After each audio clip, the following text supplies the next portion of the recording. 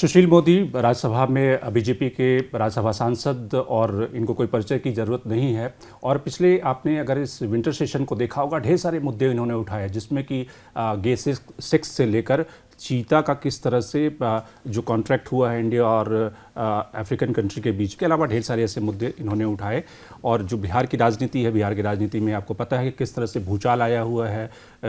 शराबबंदी के बाद जो ट्रेजेडी हुई है जिसमें लोगों की जानें गई, उसको लेकर नीतीश कुमार कटघरे में है। बीजेपी लगातार आरोप प्रत्यारोप लगा रही है। तो इस सारे मुद्दे पे हम बात करेंगे। हमारे साथ सुशील मोदी जी है और हमारे पॉलिटिकल एडिटर डी के सिंह हैं।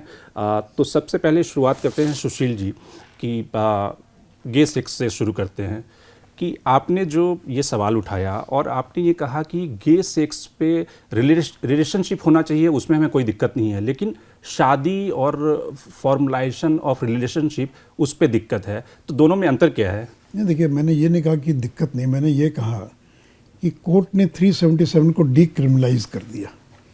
तो डीक्रिमिनलाइज करने के बाद अगर कोई गे लेस्बियन अगर एक जगह रहते हैं बंद कमरे में, वो क्या करते हैं, किस तरह का संबंध स्थापित करते हैं, ये उनकी प्राइवेसी है, उनका ये पर्सनल मामला है। उसमें पुलिस हस्तक्षेप नहीं कर सकती, क्योंकि उसके पहले पुलिस जो है वो होमोसेक्सुअलिटी के आरोप में, बाकी के आरोप में उन पर कार्रवाई कर सकती थी। तो वो कानून ने उसको मान्यता दे दिया। लेकिन मैरिज एक अलग संस्था है। ये दो लोगों का केवल साथ में रहना ही मैरिज नहीं है। चाहे मुस्लिम पर्सनल लॉ हो, हिंदू हो, सिख हो, ईसाई हो, उसको एक पवित्र संस्था के रूप में उसका संबंध बच्चों के साथ जुड़ा है। उसका संबंध सक्सेशन के साथ है, एडॉप्शन के साथ है, इनहेरिटेंस के साथ है। तो इसलिए विवाह एक अलग प्रकार की संस्था है। और इसलिए अगर एक साथ रहते तो कोर्ट ने उसको स्वीकृति दी है। लेकिन उस मैरिज को लीगलाइज, उसको मानना, मैरिज और उसको लीगलाइज करना, उसको लीगल सैंक्शन प्रदान करना, ये Indian ethos, Indian culture, Indian tradition, ये जो भारतीय सोच है उसके दायरे में, चूँकि विवाह का मतलब होता है एक बायोलॉजिकल मैन और बायोलॉजिकल वीमेन जो है उसके बीच के संबंध को ही जब समाज मान्यता देता है। और आज भी देखेंगे भारत के अंदर कि शादी विवाह बंद कमरे में नहीं होता है। शादी विवाह को एक सामाजिक सैंक्शन जो है 50-100 लोगों के बीच में, उसको एक मान्यता दी जाती है। तो इसलिए मैंने ये कहा कि सेम सेक्स मैरिज जो है, और आज दुनिया में भी देखें तो अमेरिका ने तो एक सप्ताह पहले बिल पास किया है। और आप G7 के देशों को देखें तो ताइवान, जापान अभी भी G7 में रहते भी अभी भी उससे मान्यता नहीं मिली है। और एशियन कंट्रीज़ के अंदर केवल ताइवान ने मान्यता दी है। तो जो एशियन कल्चर है और इंडियन कल्चर है, उसके अंदर सेम सेक्स मैरिज जो है उसको मान्यता नहीं मिलनी चाहिए। इसी संदर्भ में मैंने इस बात को उठाया था। और ये कोई आपका फंडामेंटल राइट का मुद्दा नहीं है ये। Sir, let's keep it bilingual, because एक तो हम चाहें कि बिहार में दूर दराज तक आपकी बात सुने, plus the people in non Hindi states, because you are dealing with larger issues, probably they would like to hear from you in English also. Let's keep it bilingual. So just taking this argument forward, you are saying that judges should not be deciding whether there should be same-sex marriage or not. So these are social issues. It is not a simple legal issue. It is a social ramification, but it is a legal ramification also. Because as soon as you legalize the same-sex marriage, then you will have to change more than a dozen of laws. Because the inheritance, adoption, especially everywhere there is a marriage means husband and wife, male and female. So it has a legal ramification also. But social issues, it should not be decided only by sitting 2 judges or 4 judges in the court. It should be debated in the parliament, it should be debated in the society. And court should also see what is the feeling of the society. So it is not simply a legal issue, it is a social ramifications also. In that context, I said that 2 judges sitting in a room, they should not take such a decision. So talking about marriage, in the Rajya Sabha you raised this so that there should be the same age for women of all religions for marriage. So what's the idea behind this? According to Muslim personal law, a Muslim girl, as soon as she attains puberty, and normally nowadays 12, 13, 14, maximum 14, she attains puberty. After attaining puberty, she is entitled for marriage. And 3 high courts have given it sanctions also. And under the and other Hindu Marriage Act and other act, it is 18. And even in the POXO Act, which is against the exploitation of girls and women, in that law also the women's adult means 18. And even in the IPC or CRPC, rape has been defined. If having consensual or without consent, if anybody establish a relation with a girl below 18, it is considered a rape. So in that way it is against, and even the Child Marriage Act, जो विवाह निषेध अधिनियम है, Child Marriage Act, that also provide for male it is 21, for female it is 18. So it is against the POXO Act, against the Rape Act, it is against the Child Marriage Act. All of them they say 18, and the Muslim personal law it is below 18. तो इसलिए मैंने ये कहा था कि women की जो as है वो एक होनी चाहिए, वो जेंडर वो धर्म न्यूट्रल होनी चाहिए, चाहे मुस्लिम हो, हिंदू हो, सिख हो, क्रिश्चियन हो, तो उसके एक ही एज होनी चाहिए। बाकी के लिए 18 और वहाँ 16 हो, ये उचित नहीं है। इसका बहुत सारा और भी परिणाम है, हेल्थ से लेकर बाकी सारी चीज़ों पर। इसलिए मैंने ये डिमांड किया था कि सभी धर्मों की लड़कियों के लिए विवाह की उम्र जो है और एक होनी चाहिए। लेकिन एक आर्गूमेंट ये भी है सर कि ये तो सोसाइटी से खुद इवॉल्व होना चाहिए ना, कि सोसाइटी की जो जनमत होगी कि भाई उसको किसके साथ शादी करना है, किसके साथ रहना है, उसमें एक मोरल पुलिसिंग का एटीट्यूड पॉलिटिशियन क्यों डिसाइड करे। और जब सुप्रीम कोर्ट राम मंदिर का फैसला दे सकता है तो इस पे फैसला क्यों नहीं दे सकता? नहीं देखिए, फैसला तो गे सेक्स पर भी दे ही सकता है, लेकिन मेरा तो यही तो कहना है कि जल्दबाजी में इस तरह का फैसला देना चाहिए। अमेरिका जैसे देश में आज भी अबॉर्शन को लेकर डिबेट चल रही है, और अमेरिका ने भी एक सप्ताह पहले क्या, दुनिया में केवल 33 देश 33 countries who have legalised gay marriage. So एक तो जल्दबाजी में नहीं कोई चीज़ करने की आवश्यकता, और पूरे चीज़ों को कंटेक्स्ट और सारी चीज़ों को देखने के बाद ही कोई विचार करना चाहिए।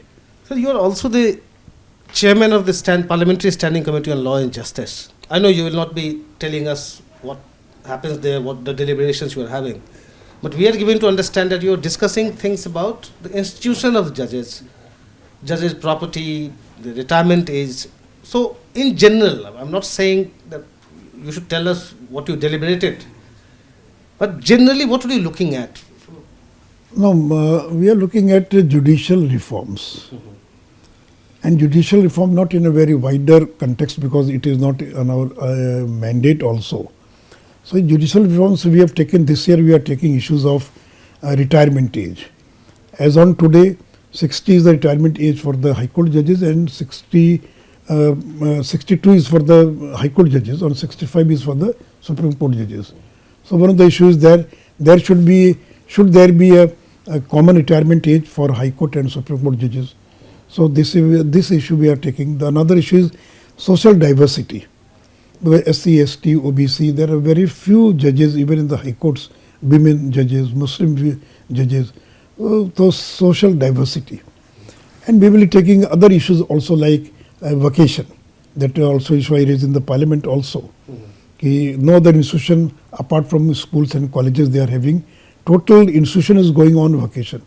In government offices, एक आदमी 2 आदमी वैकेशन पर जाता है, institution is running, but the entire institution is not being closed for such a longer period. Then property declaration for IAS, IPS. So all these are the issues. So you want judges to declare their property? No, we will find out from the government what is the law as on today, what is the law for the IAS, IPS, for the politicians, for other people. For example, another issue which we are going to take, Odisha High Court, they are publishing annual report for the last 2 years. So suo motu they have, and in that report, उसमें वो साल भर में क्या क्या काम किया, कितने जो हम लोगों ने ऑर्डर पास किए, क्या किए. So why should not there can be an annual report from each and every High Court, or even the Supreme Court, because thousands of reports are being presented before the Parliament. It may not be mandatory or statutory requirement to place those reports on the floor of the House, but still if Odisha can do. So all these issues we will be trying to take up in this financial year. But your political adversaries, the opposition parties have been saying that you are trying to steamroll the judiciary. No, no, see, it has nothing to do with because in our standing committee, members from all political parties are there, and we have together decided all these issues, and it has nothing to do with the other things which the politicians see. The political leaders, what they say outside committees or outside GST council is one thing, and what they say inside is entirely different thing. So all these issues which we are going to discuss, it has been decided, they have already been presented in the parliament also, because the agenda it is being placed before the parliament also. लेकिन क्या इस पे एक consensus बन रहा है कि जो एनजीएससी को सुप्रीम कोर्ट ने स्ट्राइक डाउन कर दिया उसको किसी दूसरे फॉर्म में फिर से अगले सेशन में लाया जाए? क्योंकि उस दिन राज्यसभा में देखा ढेर सारे अपोजिशन के जो सांसद थे वो सरकार के पक्ष में एक तरह से अपने बयान दे रहे थे। अभी ये कहना मुश्किल होगा, क्योंकि मैं देख रहा हूँ कांग्रेस पार्टी जिसने एनजीएससी का समर्थन किया, अब वो थोड़ा एप्रीहेंसिव है, उनका रुख बदला हुआ लग रहा है। जैसे जो 10% रिजर्वेशन का जो निर्णय था, जो सुप्रीम कोर्ट का भी फैसला आ गया, अब कांग्रेस उस पर पुनर्विचार कर रही है, लेकिन बड़ी संख्या में जो पार्टियां वो समर्थन कर रही हैं, और मुझे लगता है कि गवर्नमेंट ऑफ इंडिया को रीइंट्रोड्यूस करना चाहिए पुराने अनुभव के आदि। मेरा व्यक्तिगत मत है, ये कोई इसका ये स्टैंडिंग कमेटी का वो पार्ट भी नहीं है और उससे कोई इसका संबंध नहीं, लेकिन मेरा व्यक्तिगत मत ये है, और मुझे समय मिलता तो मैं पार्लियामेंट के अंदर इस बात को रेज करता कि गवर्नमेंट ऑफ इंडिया को रीइंट्रोड्यूस करना चाहिए NGSC type bill with further amendments फिर अदर थिंग्स। एक मेजर इशू जो है शराबबंदी पे काफ़ी डिस्कशन चल रहा है। आप डिप्टी चीफ मिनिस्टर बिहार के रहे हैं 11 साल, फाइनेंस मिनिस्टर रहे हैं 13 साल। तो इस पे आने के पहले एक उससे पूछना चाहूँगा, बिकॉज फाइनेंस मिनिस्टर भी रहे हैं ऑल्सो, ये ओल्ड पेंशन योजना को लेकर जो डिबेट चल रहा है, इसमें आपको मैं राज्यसभा में सुन रहा था, वहाँ से कहे थे कि ये फिर श्रीलंका हो जाएगा 2034 तक अगर ये इन्होंने पुराना वाला स्कीम शुरू किया पेंशन का, तो मतलब it's a crime, I think you said that it's a crime in fact implementing that, going back to that old scheme. Can you explain to us what's wrong with the old pension scheme? देखिए, पहले तो कि जो new pension scheme है वो contributory है, यानी जो एम्प्लॉय है वो 10% कंट्रीब्यूट करता है अपने पे का, और गवर्नमेंट जो वो 14% कंट्रीब्यूट करती है, और ये जो कॉर्पस है ये पेंशन फंड रेगुलेटरी अथॉरिटी के पास जमा हो जाता है, और वो फिर पैसा इंटरेस्ट और इक्विटी वगैरह में, और जब वो रिटायर करेगा तो वो पैसा फिर उसको मिलेगा। तो इस पर गवर्नमेंट पर कोई बर्डन नहीं है, neither on the present government और on the future government. In old pension scheme जो आज कर्मचारी रिटायर करेगा, he is not contribute anything apart from doing work for the government for which he got salary also, लेकिन वो जब तक वो जीवित है तब तक सरकार जो है उसको पेंशन देती रहेगी। पूरे दुनिया में बदल चुका। अटल जी की सरकार ने न्यू पेंशन स्कीम लाया, और आश्चर्य मज़े की बात यह कि जब मनमोहन सिंह बने प्रधानमंत्री और चिदम्बरम थे, उन्होंने इम्प्लीमेंट किया, अटल जी के अंतिम समय में ये स्कीम आई, लेकिन इन्हीं लोगों ने कांग्रेस ने ऑन बोर्ड सारे राज्यों को लाया, और एक वेस्ट बंगाल छोड़कर सारे राज्य आज ओल्ड न्यू पेंशन स्कीम में शामिल हैं। आप अगर ओल्ड पेंशन में जाएंगे तब इस, और उसका लोड का आज जो कर्मचारी 2004 के बाद जो अपॉइंट हुए वो तो रिटायर करेंगे 2034 के बाद, या 32, 33, 34 के बाद। तो अगर आप ओल्ड पेंशन को ले आते हैं तो 2034 में बिना कंट्रीब्यूशन के गवर्नमेंट पर जो लोड पड़ेगा वो कितना बड़ा लोड है कि स्टेट्स की इकोनॉमी कोलैप्स कर जाएगी। अभी मुझे आंकड़ा याद नहीं है, पंजाब का मैंने उस दिन राज्यसभा में भाषण में कहा है कि उनका ओन टैक्स रेवेन्यू जो है, उनका अपने स्टेट का जो रेवेन्यू जो गवर्नमेंट ऑफ इंडिया देती है वो ओन टैक्स रेवेन्यू, उसका लगभग 70% केवल पेंशन में खर्च हो जाता है। और फाइनेंस की भाषा में कहते हैं कमिटेड लाइबिलिटी, 3 चीज़ों को कहते हैं कमिटेड लाइबिलिटी, इंटरेस्ट, पेंशन और सैलरी। ये हर सरकार को पहले ये कमिटेड लाइबिलिटी पूरा करना होगा, तब वो दूसरा काम करेंगे। सैलरी देना ही है, इंटरेस्ट पेमेंट करना ही है, पेंशन देना ही है। तो 70%, 80% ओन टैक्स रेवेन्यू केवल कमिटेड एक्सपेंडिचर में जा रहा है। तो इसलिए मैंने कहा कि it will be sinful, it will be, यानी यह इतना अनैतिक कार्य होगा कि भविष्य की पीढ़ी पर इतना बड़ा बोझ हम छोड़कर जा रहे हैं। आज तो उनको मज़ा है, चूँकि आज राजस्थान या जो राज्य करेंगे उन पर कोई बोझ नहीं, उल्टे उनका 14% भी बच गया, उनको जो कंट्रीब्यूट करना था। लेकिन 2034 में तो गहलोत साहब नहीं रहेंगे, उस समय जो भी सरकार आएगी, कांग्रेस आए, बीजेपी आए, उस पर इतना बड़ा बोझ होगा। ताकि पहले के जो पेंशनधारी जिनको आप आज भी पेंशन दे रहे हैं और जो नया ऐड हो गया, वो इतना बड़ा लोड है कि कोई राज्य सरकार उसको बेयर नहीं कर सकती है। इसलिए मैंने कहा कि श्रीलंका जैसी स्थिति पैदा हो जाएगी। और कितने कर्मचारी हैं एक राज्य में, बिहार में अगर 14 करोड़ की आबादी है, कर्मचारियों की संख्या कितनी होगी? 3 लाख, 4 लाख, 5 लाख। तो क्या 5 लाख लोग रेवेन्यू का, राजस्व का इतना बड़ा हिस्सा कॉर्नर करेंगे? उनको खुश करने के लिए हम इतनी बड़ी राशि इनको दे दें और जो भविष्य की सरकारें होंगी या भविष्य की जो पीढ़ी, उस पर इतना बड़ा बोझ डाल दें। इसलिए मैंने कहा था कि हाथ जोड़कर मैं आग्रह करूंगा, ये मत कीजिए, बहुत बड़ा नुकसान हम करने जा रहे हैं। लेकिन प्रॉब्लम है कि इसका इलेक्टोरल बेनिफिट जो कांग्रेस को मिला है हिमाचल में, अब तो ये एक शुरू हो जाएगा एक स्टेट के बाद दूसरे स्टेट में कि सारे एम्प्लॉय सपोर्ट कर रहे हैं तो सब ओल्ड पेंशन स्कीम लागू करना शुरू कर नहीं, देंगे। देखिए अभी इसमें क्या क्या होता है, मैंने अखबारों में देखा 3 दिन पहले कि पेंशन फंड रेगुलेटरी अथॉरिटी ने 2 काम अभी किया। ये इनका जो राजस्थान, छत्तीसगढ़, पंजाब का जो पैसा जमा है PF pension fund regulatory authority के पास, उन्होंने कहा कि हमारा पैसा वापस कर दीजिए। तो उन्होंने इनकार कर दिया, कहा कि लॉ में कहीं इस तरह का प्रोविज़न नहीं है कि वो पैसा वापस किया जा सके। वो एम्प्लॉय का पैसा है और एम्प्लॉय जब रिटायर करेगा तभी उसको मिलेगा, बीच में वो पैसा ड्रॉ नहीं कर सकता है। तो उनका काफ़ी बड़ी राशि है, 40,000, किसी के 70,000 करोड़। तो पैसा उनको नहीं मिलेगा तो वो कैसे चलाएंगे? और अभी पंजाब का देखा होगा कल आपने अखबार में कि सैलरी देने का संकट पैदा हो गया। अब उन्होंने कहा है कि एक डेट में सैलरी मिले, अलग अलग डेट में अलग अलग लेवल के एम्प्लॉयज़ को सैलरी मिलेगी। दूसरा, मैंने एक और समाचार देखा कि पेंशन फंड अथॉरिटी इस बात का विचार कर रहा है कि एश्योर्ड रिटर्न हम कैसे दें कर्मचारियों को। अभी न्यू पेंशन स्कीम में एश्योर्ड रिटर्न नहीं है, कितना मिलेगा रिटर्न वो एश्योर्ड नहीं है। तो इस प्रकार का भी वो लोग वर्कआउट कर रहे हैं। लेकिन देखिए, इस कॉम्पिटिटिव पॉलिटिक्स में अगर कांग्रेस जाती है तो बहुत बड़ा नुकसान ये कांग्रेस जो है देश का करेगी। और इसलिए चुनौती तो है ही, ये हम लोग के सामने भी चुनौती है कि भाई हिमाचल में, मैं कोई हिमाचल कभी गया भी नहीं और कभी नहीं गया, मतलब चुनाव में नहीं गया मुझे, लेकिन जो अखबारों से मैंने देखा कि अगर हिमाचल में हार का अगर एक कारण जो अगर हो सकता है, क्योंकि वहाँ पर कर्मचारियों की संख्या बहुत बड़ी है वहाँ पर हिमाचल के अंदर, वो भी एक कारण कहीं ना कहीं ये पेंशन स्कीम है जो। लेकिन एक आर्गूमेंट ये भी है सुशील जी कि जब गरीब कल्याण योजना में सेंटर इतना बड़ा आउटले गरीबों पे खर्च कर रहा है और जब हम वेलफेयर स्टेट के रूप में इतनी सारी स्कीम्स हैं प्रधानमंत्री की गरीबों के लिए, और जब एम्प्लॉय चाहते हैं और जब वैसे ही जॉब्स खत्म हो रही हैं और जब सरकारी जो जॉब्स हैं जहाँ पे वहाँ पे पेंशन की बात है, तो सरकार उसको किसी दूसरे फॉर्म में विचार कर सकती है। देखिए, उसको गरीब कल्याण से उसकी तुलना करना उचित नहीं होगा। और मैं फ्रीबीज की डिबेट में नहीं जा रहा हूँ। वो गरीब कल्याण योजना वो फ्रीबीज की डिबेट का पार्ट होगा कि बिजली फ्री में होगा कि नहीं होगा। पेंशन स्कीम ये फ्रीबीज के बाहर के अलग प्रकार की चीज़ है। और इसे का एक मुट्ठी भर कर्मचारी, और आप बोझ किस पर डाल रहे हैं? आज तो ठीक है कि आज हम गरीब कल्याण में या बिजली पर जो दे रहे हैं, मान लीजिए कोई सरकार दे रही है, तो आज उसका बोझ पड़ रहा है। तो क्या हालत हो रही है पंजाब की, जाकर मालूम कीजिए, देखिए क्या स्थिति है। ये तो हम भविष्य की पीढ़ी पर बोझ डाल रहे हैं। 15 साल की बाद की सरकार पर इतना बड़ा बोझ डालने का आपको कोई नैतिक अधिकार नहीं है। इसलिए मेरा तो एक सुझाव ये भी मैं वर्कआउट कर रहा हूँ कि एक सिंकिंग फंड होता है।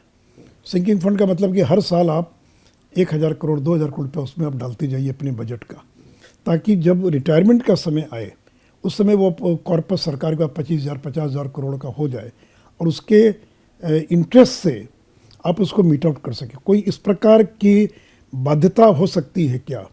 मैंने एक और सुझाव दिया है, वो क्या है कि देखिए आर्टिकल 293(3) है, तो कोई भी राज्य सरकार जब लोन रेज करती है तो अपने आप लोन रेज नहीं कर सकती है। उसको गवर्नमेंट ऑफ इंडिया के बिना परमिशन के वो लोन रेज नहीं कर सकती है।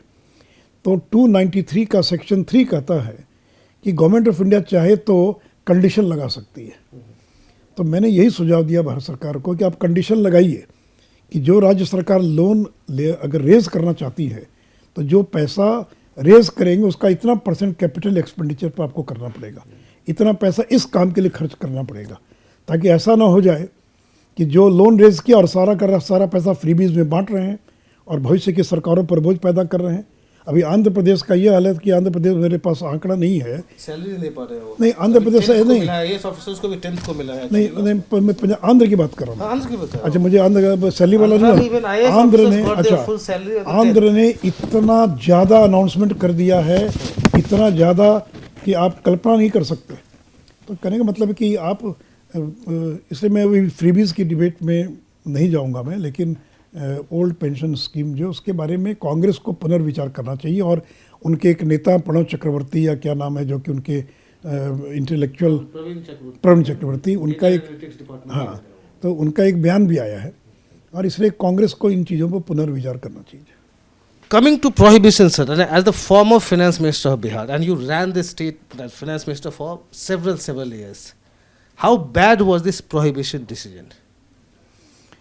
नहीं देखिए, पहली बात तो मैं बता दूं कि जिस समय ये प्रोहिबिशन का निर्णय हुआ उस समय बिहार में हम सरकार में शामिल नहीं थे। 2016 में उस समय महागठबंधन की सरकार थी।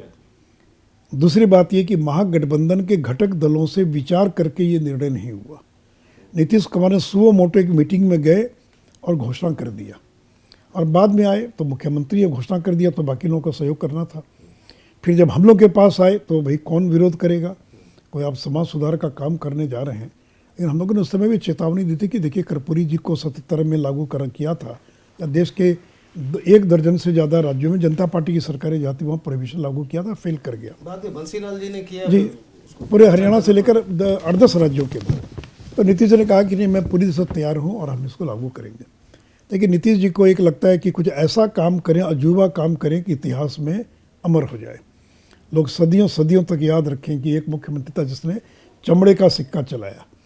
तो वैसे ही जो है वो उन्होंने निर्णय लिया। तो ये निर्णय आपका, हम तो आपको सहयोग करेंगे। लेकिन देखिए बहुत कठिन काम है ये, क्योंकि पूरा बॉर्डर पोरस है, नेपाल है बगल में, यूपी है, झारखंड है, बंगाल है, आप कैसे रोक सकते हैं? आप रोक ही नहीं सकते। इसलिए बिहार में वो फेल कर गया, पूरी तरह से फेल कर गया। और देखिए करीब हम लोग जब छोड़े सरकार या 2015 में तो करीब 5,000 से 6,000 करोड़ पर ईयर का रेवेन्यू था एक्साइज का। तो अगर 6 साल अगर आप देख रहे तो करीब 30,000 करोड़ का रेवेन्यू लॉस बिहार को हो चुका। इसका फायदा बगल वाले स्टेट्स को मिल रहा है। हाँ, वो नहीं, वो बगल के राज्यों को नहीं, पुलिस को फ़ायदा हो रहा है। जो पैरेलल इकोनॉमी है उसको इसका फ़ायदा मिला। दूसरा कि 4 लाख लोग जेल चले गए। देखिए गुजरात में भी प्रोहिबिशन है, लेकिन 4 लाख लोग वहाँ जेल नहीं गए, 10-20 हज़ार लोग जेल गए, 4 लाख लोग जेल जा चुके। और कौन लोग जेल जाने वाले? SC, ST, OBC, EBC। 3.5 lakh FIR दर्ज हो चुकी है। पर डे 1,500 लोग गिरफ्तार किए जा रहे हैं। और पूरी सरकार सारा काम छोड़कर एक ही काम में लगी है, प्रोहिबिशन। और वेस्टेड इंटरेस्ट है पुलिस का, क्योंकि उसकी कमाई का वो जरिया है। इसलिए अब तो ये नेक्सस इतना ज़्यादा हो गया और गांव-गांव के अंदर शराब बनने लगी है। जब प्रोहिबिशन नहीं था तो मिल रहा था तो कुछ लोग गलत काम करते थे, अब तो पूरा जो हर गांव के अंदर और सारे गरीब लोग ही उसमें ज़्यादा इन्वॉल्व है। लेकिन नीतीश जी को लगता है वो कन्विंस्ड है कि इससे शायद वीमेन वोटर्स उनको वोट करते हैं प्रोहिबिशन के कारण। ये सच है क्या? देखिए ये बात तय है कि सही है कि प्रोहिबिशन का लाभ महिलाओं को मिला है या मिलता है, क्योंकि डोमेस्टिक वायलेंस की घटनाओं का प्रभाव सबसे ज़्यादा महिलाओं पर है। इसलिए भी हम लोगों ने साथ दिया। तो यह लाभ तो जरूर है, लेकिन यह एक मिथक है कि महिलाएं अलग वोट करती हैं। मेरी अपनी व्यक्तिगत धारणा में गलत भी हो सकता हूँ कि बिहार जैसे राज्य में कहीं और भी कुछ, अब अपर स्टेटा छोड़ दीजिए, बहुत पढ़े लिखे लोग हैं, उन परिवारों को महिलाएं और पुरुष एक ही जगह, एक परिवार एक जगह वोट करता है। ऐसा नहीं होता है कि महिला कहीं और वोट करती है और पुरुष कहीं और वोट करता है। ये बहुत गलत धारणा है। और बिहार में ये जो कई बार आंकड़े निकलते हैं कि महिलाओं का वोटिंग 5% ज़्यादा था, 7% ज़्यादा था, तो आप देखेंगे किस जिले में ज़्यादा था, जहाँ का माइग्रेशन सबसे ज़्यादा है। पटना जिला, नालंदा जिले में माइग्रेशन कम है तो देखेंगे वोटिंग परसेंट का अंतर आधा 1% है। सुपौल जिले का जहाँ माइग्रेशन बहुत ज़्यादा 10% वोटिंग अंतर है। तो माइग्रेशन के कारण पुरुष कमाने चले गए बाहर में और महिलाएं हैं घर के अंदर, वो वोट करने जगह जाती। इसलिए मैं ऐसा नहीं मानता हूँ कि प्रोहिबिशन के कारण नीतीश कुमार को वोट मिलता। नीतीश कुमार को वोट मिलता था या जो मिलता वो प्रोहिबिशन के कारण नहीं मिलता है, कुल मिलाकर उनकी इमेज या बाकी कारणों से उनको मिलता रहा है वोट जो है। लेकिन मुझे नहीं लगता कि प्रोहिबिशन के कारण मिलता रहा वोट। तो आप लोगों को तो जैसे आप दोनों कहा था राम लक्ष्मण की जोड़ी है, तो अब क्या लगता है जब से आप वो जोड़ी टूटी है? तो जोड़ी एक बार थोड़ी टूटी है, जोड़ी तो कई बार टूट चुकी है। नीतीश जी ने कब जोड़ी बनाना, कब जोड़ी तोड़ देना। देखिए मुख्यमंत्री, उनका जो निर्णय तो कोई साथ में रहने वाला उनको चैलेंज नहीं कर सकता है ना। लेकिन उनको भी मालूम है ये फेल कर गए वो, उनको भी मालूम है कि वो इसको, लेकिन अब की एक ऐसी शेर की सवारी है कि उस शेर पर से उतरना बड़ा कठिन काम है। एक बार जब आपने ऐलान कर दिया, और भविष्य के भी किसी सरकार के लिए बड़ा कठिन काम है प्रोहिबिशन को विड्रॉ करना। तो इसलिए एक ऐसी सवारी पर वो सवार हो गए, इसलिए परेशान है। उनको गुस्सा क्यों आ रहा है? क्योंकि उनके सारे प्रयास के बाद भी शराबबंदी लागू नहीं हो पा रही है। घटनाएं, आप छपरा की घटना छोड़ दीजिए, एक घटना छोड़ दीजिए, और वो कहते हैं कि दूसरे राज्यों में भी घटना घटती है। ठीक है, दूसरे राज्यों में घटना घटती है, फिर हम तो बिहार में राजनीति कर, हम तो यही उठाएंगे ना। और बाकी राज्यों में लॉ नहीं कहता कि मुआवजा देना है, लेकिन बिहार का जो प्रोहिबिशन एंड एक्साइज एक्ट है 2016, उसकी धारा सेक्शन 42 कहता है कि किसी भी कारण से अगर मृत्यु हो जाती है तो 4 लाख रुपए दिए जाने का प्रावधान, ये आपका कानून कहता है। बाकी राज्यों ने तो, गुजरात ने तो कोई ऐसा कानून नहीं बनाया है, या मध्य प्रदेश अपने कानून बनाया, और आपने गोपालगंज में दिया 4 लाख रुपया, खजूरबन्नी कांड में 14 परिवारों को दिया जो है। और देखिए आंकड़ों को छिपाते हैं, नेशनल क्राइम रिकॉर्ड ब्यूरो जो है NCRB, उसमें राज्य सरकारें आंकड़े भेजती हैं, वो कोई अलग से नहीं इकट्ठा करते हैं। तो वो दिखा रहा है कि 16 से लेकर 21 तक में बिहार में केवल 23 लोगों की मौत हुई, केवल 23 साल में कोई मौत नहीं। और जबकि बिहार में कोई ऐसा महीना नहीं है कि जब कोई ना कोई 2-4 मौत नहीं होती है। तो सरकार कहती है कि साहब ये अननोन रीज़न से डेथ हुई है, वो शराब पीने से नहीं हुई डेथ। और जिस साल 2016 में गोपालगंज में 19 लोग मरे, उस साल सरकार दिखा रही कि 7 लोगों की मौत हुई, और सरकार ने 14 परिवारों को मुआवजा दिया। लेकिन आपका फिर डिमांड क्या है? प्रोहिबिशन हटा लेना चाहिए कम्प्लीटली? नहीं, मैं प्रोहिबिशन हटाने के पक्ष में नहीं हूँ, मैं प्रोहिबिशन के पक्ष में हूँ। शराबबंदी लागू रहनी चाहिए, और हमारी 2-3 डिमांड है। एक तो ये है कि 4 लाख लोग जेल जा चुके हैं, और इतने गरीब हैं कि वो बेल भी नहीं करा सकते, मुकदमा भी नहीं लड़ सकते। तो एक आम माफ़ी का ऐलान करना चाहिए। हर आंदोलन में हर सरकारें बदलती हैं या और कुछ होता तो हजारों प्रिजनर्स को छोड़ते कि नहीं छोड़ते, केस विड्रॉ करते कि नहीं। हम ही लोग इमरजेंसी में थे, इंदिरा जी ने मुकदमा किया था, मेरे ऊपर तो IPC का कोई ऐसा सेक्शन नहीं होगा जो मेरे ऊपर नहीं था। 300 पर जेल गया शायद। नहीं, मैं तो कई बार जेल, 19 में 2 साल जेल रहा करीब। तो मैं ये कह रहा हूँ कि केसेस विड्रॉ हुए ना, होते हैं ना, तो भाई ये केसेस क्यों नहीं विड्रॉ हो सकते? कि भाई पहली बार जिसने गलती से शराब पी, गलती से या शराब पी लिया पहली बार, उसको एक बार सुधरने का मौका दीजिए। अब गांधी की दुआ ही देते हैं, तो गांधी तो सुधरने की बात करते थे। तो जो फर्स्ट टाइम जेल चला गया या मुकदमा हो गया, तो 4 लाख मुकदमे तो ख़त्म होंगे, कम होंगे। जेल में जगह नहीं है, जजेस कोई दूसरा काम नहीं कर पा रहे। दूसरा है कि भी जो मृतक परिवार है, पीने वाला तो पी के चला गया, लेकिन जो विधवा है, जो बच्चे, उनका क्या गुनाह? इतने गरीब हैं DK सिंह जी कि आप जाएंगे, आपने देखा भी होगा चैनल्स पर जो दिखा रहे हैं, इतने गरीब तबके को, बड़े लोग थोड़ी पकड़े जाते हैं, सारे तो गरीब लोग पकड़े जाते हैं। तो उनके परिवार को मदद करना कोई गुनाह, कोई गलत है कि? और आपने किया, ऐसा नहीं कि नहीं किया। और दूसरा है कि ये जो पुलिस पर हमला होना शुरू हो गया पिछले 1 साल में, अभी 2 दिनों में 3 जगह पुलिस पर हमला हो चुका। जब पुलिस जाती है रेड करने के लिए, तो जो तस्कर हैं, जिसको तस्कर कहें, जो कहें छोटे लोग हैं, कोई तस्कर यानी कोई वैसा क्रिमिनल थोड़ी है, एक बोतल इधर से उधर पहुंचा दिया तो 200 रुपये की आमदनी हो गई। उन लोगों ने पुलिस पर हमला कर, पुलिस घायल हो गए। परसों बगहा की घटना, कल सीतामढ़ी की घटना। तो ये इतना पैसा आ गया। अब मेरा अंदाजा कि 10,000 करोड़ रुपए से ज़्यादा पुलिस की आमदनी हो चुकी होगी 6 साल के अंदर। इसलिए आपने कहा कि दूसरे राज्य में चला गया, दूसरे राज्य में नहीं तो इसी राज्य के अंदर, लेकिन ब्लैक मार्केटियर्स, इस तरह के लोगों के पास वो पैसा चला गया। सुशील जी, जब पिछली बार महागठबंधन की सरकार बनी थी तो आप रोज़ कोई ना कोई करप्शन का केस निकालते थे, और कहा यह जाता है कि उस गठबंधन को तोड़ने में आपका बड़ा कंट्रीब्यूशन था। अब जो सरकार चल रही है उसमें आप लोग RJT के प्रति सॉफ्ट दिख रहे हैं, नीतीश कुमार के प्रति एग्रेसिव दिख रहे हैं। तो अभी भी आपको उम्मीद तो नहीं है कि नीतीश कुमार फिर गठबंधन टूटेगा, फिर से एक बार BJP के पास चले आएंगे, फिर से सरकार बन जाएगी? नहीं, देखिए अब तो कोई साथ आने का सवाल ही पैदा नहीं, तो जितना जो होना सो हो गया। अब नीतीश कुमार की भी अंतिम पारी है। अब नीतीश कुमार कोई वोट कैचर नहीं है, वो वोट दिला नहीं सकते, वो लायबिलिटी बन चुके हैं। हाँ, वो तो हम लोगों ने देख लिया ना। 2020 के अंदर 44 सीट जो आई, तो भाई अपने गिरबा में झांकने के बजाय चिराग पासवान पर आरोप लगा रहे हैं। आप इतने कमज़ोर हो गए कि चिराग इतना ताकतवर हो गया कि चिराग ने आपका वोट काट लिया। तो यानी लगातार दिन पर दिन कमज़ोर होते जा रहे हैं। वोट ट्रांसफ़र की क्षमता ख़त्म हो गई। EBC वोट जो उनके पास था वो उनके पास से खिसक चुका है। तो लायबिलिटी को हम लोग क्यों लेंगे? तो इसलिए दरवाज़ा तो हमारा हमेशा के लिए उनके लिए बंद हो चुका। जहाँ तक इनकी बात है, आज मुख्यमंत्री नीतीश कुमार है, तो अटैक तो उन्हीं पर होगा। तेजस्वी बन जाएंगे मुख्यमंत्री, अब तो मुझे लगता है उनको भी धोखा देंगे। तो इनका डील यही था।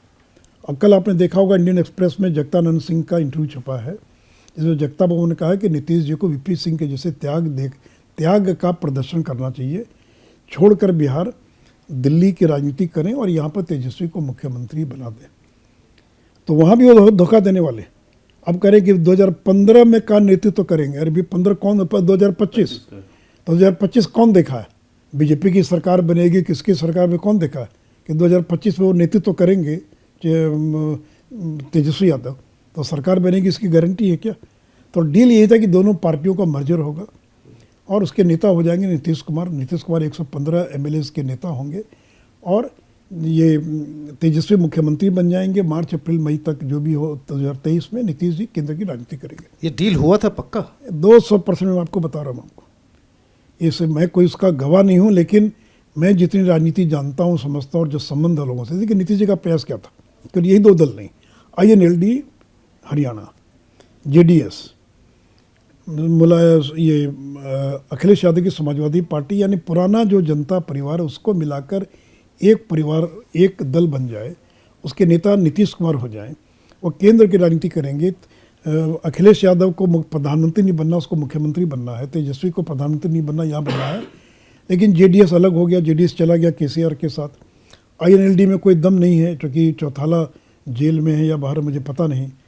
अखिलेश यादव तैयार नहीं है मर्ज करने के लिए, क्योंकि उनको लगता है कि हमारे लिए हमको कोई फ़ायदा नहीं होगा। तो बाकी बचा बिहार, तो यहाँ अगर बन जाएंगे तो नीतीश जी को फ़ायदा, दो फ़ायदा है मर्जर का, उनकी पार्टी टूटने से बच जाएगी। आज 44 MLA हैं, 2/3 टूट कर बाहर आना बहुत आसान काम है। मर्ज कर जाएंगे तो 115 विधायक या जो भी संख्या होगी उसके वो नेता बन जाएंगे, तो बड़ी पार्टी के नेता बन जाएंगे। और नीतीश जी की ये पुराना तरीका रहा है कि एक्विजिशन एंड मर्जर, जो बिजनेस की भाषा में बोलते हैं, तो उन्होंने ये एक्विजिशन मर्जर के द्वारा अपनी ताकत वो बढ़ाते रहे। मुलायम ये शरद यादव की पार्टी, रामविलास पासवान की पार्टी, तो एक बड़ी पार्टी के नेता बन गए। तो 115 MLA के वो MP बन गए, बार्गेनिंग पावर बढ़ जाएगी। ये कुल मिलाकर डील है। लेकिन पार्टी में जब विद्रोह की स्थिति पैदा होने लगी, तब उनको मजबूरन 1 महीने बाद चुप्पी तोड़ी उन्होंने और कहा कि फ़िलहाल मर्जर की कोई बात, वो कह रहे फ़िलहाल मर्जर की बात नहीं, कह दे नीतीश कुमार अनाउंस कर दें कि मेरे रहते यानी उनके रहते किसी प्रकार का मर्जर नहीं होगा, ऐसी घोषणा नहीं कर सकते। अच्छा, जब वो कहते हैं कि तेजस्वी 2025 में महागठबंधन के लीडर होंगे, अब वो डील तो टूट रहा है जैसे जो लग रहा है, तो तेजस्वी के पास अब क्या ऑप्शन बचा? नहीं, देखिए, तो जिस दिन चाहेगा सरकार गिरा देगा। भाई नीतीश जी के विधायकों को भी तोड़ सकता है, स्पीकर तेजस्वी का है। लालू यादव का किडनी ट्रांसप्लांट हुआ, बीमार रहते हैं, हर बाप चाहता है कि मेरे आंखों के सामने मेरा बेटा जो है गद्दी नसीन हो जाए। तो लालू यादव 25 तक इंतजार नहीं करने वाला, वो अपने आंखों के सामने अपने जीते जी अपने बेटे को मुख्यमंत्री बनाएगा और यही डील है। अगर नीतीश जी इसमें धोखा देंगे, आगे क्या होता देखिए। नीतीश जी भी खिलाड़ी आदमी है, लालू यादव भी खिलाड़ी आदमी है। इसलिए लालू यादव जो कहते थे, मैं नहीं कहना चाहता हूँ, लेकिन कहते थे कि नीतीश जी के पेट में लोगों के मुंह में दांत होता है, उनके पेट में दांत है, बहुत महीन आदमी है, लोग मुंह से चबाते हैं और वो निगल जाएंगे, पता ही नहीं चलेगा कब चबा लिया। तो इसलिए दोनों के बीच में वार ऑफ नर्व्स है। और जगता बाबू ने जो कहा, सबसे विश्वस्त आदमी जगता बाबू लालू जी की, और उनका बयान एक बार नहीं है, उनका पहला न्यूज़ 18 पर भी 2 महीने पहले बयान आ चुका, अगर आपने गौर किया होगा, और इंडियन एक्सप्रेस में जो बयान आया वही लाइन है, वही दिशा है। लेकिन आगे देखिए क्या होता है। आपसे जहाँ तक लालू यादव और नीतीश कुमार की बात है, तो शायद देश में आपके अलावा, मतलब जितने अच्छी तरह से उन दोनों को समझेंगे, आपसे ज़्यादा शायद कोई ना समझे। आप 60 से जुड़े रहे हैं, पटना यूनिवर्सिटी में भी क्या लालू यादव के प्रेसिडेंट थे, आप जनरल सेक्रेटरी थे, छात्र संघर्ष समिति में आप लोग साथ साथ थे। तो अब ये बताएं कि इन दोनों में जो टशन चलेगा, ये किसकी जीत किसकी हार होने की संभावना है, कहाँ जाएगा ये? अभी कहना कठिन है मेरे लिए कि किसकी जीत होगी। चूँकि देखिए, तेजस्वी चुप इसलिए कि उसको लॉलीपॉप दिखा दिया कि तुम बनोगे वो। और नीतीश जी का एक बड़ा, हम लोग जब व्यक्तिगत बातचीत करते थे कि कई बार बात चली कि भी क्या कहते हैं उसको, मध्यावधि चुनाव करा दिया जाए। तो नीतीश जी का एक वाक्य बड़ा फेमस था हम लोगों के बीच में कि एक सिगरेट का विज्ञापन आता है ना, सिगरेट का अंतिम कस तक उसका मजा लेना चाहिए। तो कहते थे कि प्रमोद महाजन ने बड़ी गलती की 2004 में इलेक्शन करवा कर, अगर समय पर चुनाव होता तो अटल जी की सरकार लौट कर आ जाती। तो यानी वो अंतिम समय तक प्रयास करेंगे मुख्यमंत्री बने रहने का, और उनको पलटने में कोई समय नहीं लगता। आपने देखा ही कितनी बार वो स्टैंड बदल चुके हैं, लेकिन डील यही है। लेकिन लालू इंतजार करेगा, मुझे नहीं लगता है कि लालू इसका इंतजार करेगा। लेकिन आपने तो दरवाजे बंद कर रखे हैं ना कि अब आगे बीजेपी से कोई डील होगी ही नहीं। नहीं, देखिए दरवाजा, देखिए एक चीज़ और होता है, मैं इतना खुलकर आपके चैनल पर बोल रहा हूँ, मुझे पता नहीं बोलना चाहिए कि नहीं बोलना चाहिए। देखिए नीतीश जी ने क्यों तोड़ा हमारा साथ? उनको लगता है कि 17-18 साल में मुख्यमंत्री रह लिया, अब इसके आगे तो है नहीं, चाहे 25 में चाहे आरजेडी हो बीजेपी, उसके बाद तो मुख्यमंत्री बन नहीं सकते हैं। तो नेशनल पॉलिटिक्स करना है, पीएम बनना है। बीजेपी में रास्ता बंद है, नरेंद्र मोदी अमित शाह रास्ता रोक कर खड़े हैं, आगे बढ़ने की गुंजाइश नहीं है। तो एक ही मार्ग है, अगर मैं यूपीए या गैर बीजेपी एनडीए के माध्यम से अगर प्रयास करूं, सफलता मिलेगी कि नहीं मिलेगी अलग बात है, लेकिन प्रयास भी करने की अगर गुंजाइश है तो यही रास्ता है। तो इसलिए उन्होंने बीजेपी को छोड़कर इस रास्ते को चुन लिया। प्रयास करें, बन गए, कहीं देवगौड़ा बन गए, कहीं गुजराल बन गए, 4-6 महीने के इतिहास में तो नाम हो ही जाएगा ना, लेकिन वो बनने वाले नहीं है, न होने वाला। लेकिन प्रयास करने में क्या हर्ज है? सुशील, लेकिन सवाल है कि ठीक है, ये सब तो लालू नीतीश जी का अपना गेम है, बीजेपी का गेम क्या है? लोकसभा में चलिए मोदी जी के नाम पे आपको वोट मिल जाएगा, लेकिन असेंबली में, विधानसभा चुनाव में अगर आपकी फाइट आरजेडी वर्सेस बीजेपी की हुई तो आप कहाँ पे अपने को पाते हैं? एक बात समझ लीजिए कि 24 अगर जीत जाएंगे तो 25 अपने आप जीत जाएंगे। और देखिए, जब नीतीश बैकड्रॉप में जाएंगे तो उनका जो वोट बैंक है वो कहाँ जाएगा? उनका वोट बैंक कभी भी आरजेडी के साथ नहीं जाएगा, क्योंकि जो अति पिछड़ा, कुशवाहा, कुर्मी, ये जो जातियाँ, जो बहुत बड़ी आबादी है, ये आबादी ने भोगता है लालू की 15 राज्य में। जो कुरहानी बाईपोल में जो है सो नहीं, कुरनी बाईपोल तो एक ठीक है, बाईपोल को छोड़ दीजिए आप, यानी गोपालगंज में भी हमको बहुत बड़ी मात्रा, इतना वोट कहाँ से मिलता हमको? भाई हमारे वैश्य वोट में डेंट हो गया, क्योंकि उनका उम्मीदवार वैश्य था। जब कोई जाति का उम्मीदवार खड़ा होता है तो वोट ट्रांसफ़र हो जाता है। उसके बाद भी हमको इतना वोट आया, वहाँ पर 70-73 हज़ार वोट आया।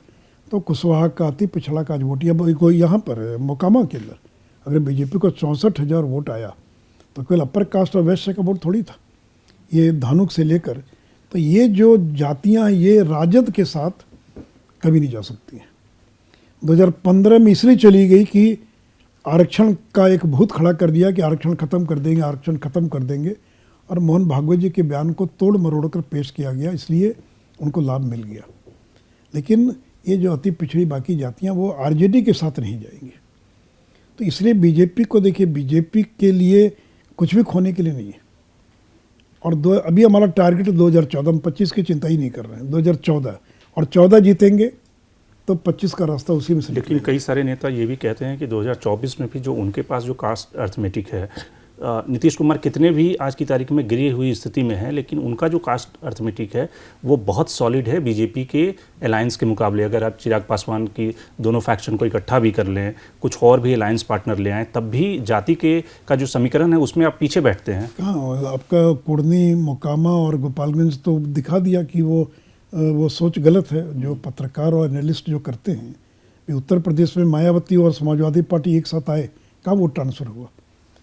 और नीतीश जी अगर इतने, आज नीतीश जी कमज़ोर हो गए, लेकिन 2014 में तो बहुत ताकतवर थे, 5वें मुख्यमंत्री बने, तो उस समय 2 सीट क्यों मिली? उस समय उनकी नहीं, सुन लीजिए बात, 2014 में क्यों अकेले चुनाव लड़े वो? उनको लग रहा था कि मेरे पास अति पिछड़ा, कुर्मी, कोयरी, अति ये एक सेक्शन का वोट है और मैं इसके माध्यम से 10-15 सीटें जीत जाऊंगा। लेकिन 2 पर सिमट गए, वो सारा का सारा वोट सिमट चला गया बीजेपी की तरफ। और 24 में प्रधानमंत्री कौन बनेगा? प्रधानमंत्री के उम्मीदवार तो वो बन भी नहीं सकते, ना कोई इनको स्वीकार करेगा।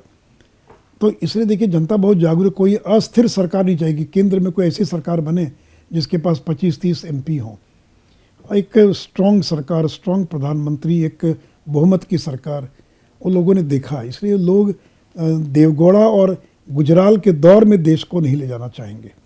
इसलिए हम लोग को तो पूरा विश्वास है कि 2024 के अंदर जो वोट, और यहाँ तक कि जो यादव वोट, जो कि 2019 में भी बड़ी मात्रा में, 14 में भी बीजेपी को वोट किया, इस बार और बड़ी मात्रा में, चूँकि भाई वो तो तेजस्वी यादव तो मुख्यमंत्री, प्रधानमंत्री के दावेदार नहीं ना, तो इसलिए वो वोटर जो है मध्य प्रदेश में विधानसभा में 1 वोट करता है, लोकसभा में दूसरा वोट करता है। तो वही वोटर 4 महीने के बाद दिल्ली में चुनाव हो गया, हम हार गए, और 4 महीना पहले चुनाव हो गया तो हम सातों की सातों सीट जीत गए। तो इसलिए वोटर बहुत मैच्योर्ड और बहुत समझदार। अच्छा, मेरी तरफ मुझे पता है आपको जाना है जल्दी, मेरी तरफ से लास्ट क्वेश्चन है। सुशील मोदी राज्यसभा में तो आ गए हैं, बट क्या उनका दिल अब दिल्ली में लग गया है या फिर बिहार में ज़्यादा दिल लगता है? नहीं देखिए, ऐसा है ना कि ये राज्यसभा तो बहुत कम समय चलती है, तो राजनीति करना बिहार की, बेस तो बिहार है। अगर बिहार का बेस ही नहीं रहेगा तो कौन पूछेगा दिल्ली और बाकी के अंदर। तो इसलिए रामविलास जी, नीतीश जी, जो भी लालू जी राजनीति करते रहे, तो बिहार का जो बेस था उसको छोड़कर उन्होंने राष्ट्रीय राजनीति में या लोकसभा में रहे, लेकिन बेस जो था वो बिहारी था। तो आज भी मैं महीने में 20 दिन बिहार में ही रहता हूँ। लेकिन बीजेपी की तरफ से सुशील मोदी सबसे जाने माने चेहरे हैं बिहार में, फिर भी अभी बात जब उठती है कि बीजेपी का चेहरा कौन है बिहार में? देखिए, चेहरे बहुत हैं बीजेपी के अंदर, और मैं इस पर कोई ज़्यादा टिक्का टिप्पणी नहीं करूँगा। हम लोग पार्टी के सिपाही हैं। पार्टी जो निर्णय करती है उसको आंख मूंद कर, ब्लाइंड जो है, अगर पार्टी कहेगी समुद्र में कूद जाना है तो ये भी नहीं पूछेंगे कि क्यों कूदें, तो हम लोग तो वो सिपाही हैं। तो इसलिए पार्टी जो निर्णय करती है, जहाँ काम करने के लिए जिस रूप में काम करने का, वहाँ पर काम करेंगे। और 24 में जहाँ भी रहेंगे, यानी जिस भी जगह रहें, पार्टी नरेंद्र मोदी प्रधानमंत्री बने और 2025 में बीजेपी की सरकार बने बिहार में, जो मुख्यमंत्री हो बीजेपी का, उसके लिए जी जान लगा देंगे, पूरी ताकत लगा देंगे। एक अंतिम सवाल कि आपने अमित शाह जी को, प्रधानमंत्री को, किसी को ये सलाह दी है कि बिहार में जो लीडरशिप है वो किस तरह की लीडरशिप आगे प्रोजेक्ट करने से फ़ायदा मिलेगा पार्टी को? अभी वो स्टेज नहीं आया है, क्योंकि अभी तो लोकसभा चुनाव में लगे। और ऐसा है कि देखिए, नरेंद्र मोदी जी, अमित शाह जी बहुत सारी चीज़ों को जानते हैं, बताने की ज़रूरत नहीं है। तो ऐसा नहीं कि उनको कोई यूपी के बारे में, बिहार के बारे में जानकारी कम रहती है या कम है जानकारी, उनको पर्याप्त जानकारी, उनके जो भी माध्यम है, सोर्सेज हैं, उनको पर्याप्त जानकारी रहती है। बहुत बहुत धन्यवाद सुशील जी का हमसे जुड़ने के लिए। और सुशील जी ने ढेर सारे सवालों का जवाब दिया, बिल्कुल साफगोई के साथ। सुशील जी की सबसे बड़ी खास बात है कि वो दिल में छुपाते नहीं है, पूरी साफगोई के साथ जवाब देते हैं। तो आप हमसे जुड़े रहिए, हमारे चैनल को सब्सक्राइब कीजिए और अपने कमेंट्स, अपने रिएक्शन लगातार हमें भेजते रहिए।